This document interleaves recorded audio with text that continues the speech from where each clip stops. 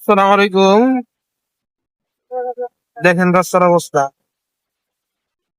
আমি সিএনজি দিয়ে যাচ্ছি, দেখেন অটো, না পুরো রাস্তা অটো দিয়ে ব্লক।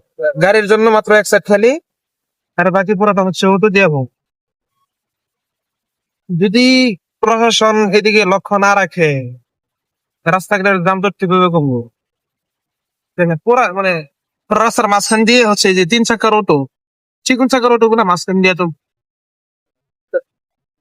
এখন অনেকে বলবে যে ওরা গরিব মানুষ, ওদেরকে যদি এইভাবে চাপ দিয়ে রাখে তাহলে ওরা কি করে খাবে। ভাই, এলাকার রোড আছে, দেখেন একবারে একবারে কিনারায় রাস্তার একবারে ডান পাশে গিয়ে মাঝামাঝি, মাঝামাঝি তো আছে, একবারে ডানে চলে যাচ্ছে ওরা। তো ভাই ওদের ওদের জন্য হচ্ছে মহল্লার ভিতরে যে রাস্তা আছে ওরা ওটা ওদের জন্য ঠিক আছে। ওরা যে একবারে বাসের সাথে টক্কর লাগে, বাসের ডাইন দিয়ে চলতেছে, তাই এইরকম দুর্ঘটনা ঘটলে তারপরে দায় কে নিবে?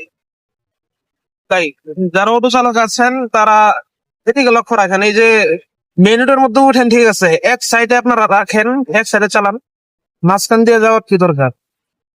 দেখুন অবস্থা, যতটা অবস্থা, মানে ওরা দেখে মনে হইতেছে ওই কোনো অটো চালাইতেছে না, হয় মানে প্লেন চালাইতেছে, পাইলট একদম রাস্তার ডাইনে বাসের ডাইন দিয়ে ঢুকে দিতেছে, গাড়ির ডাইন দিয়ে ঢুকে দিতেছে।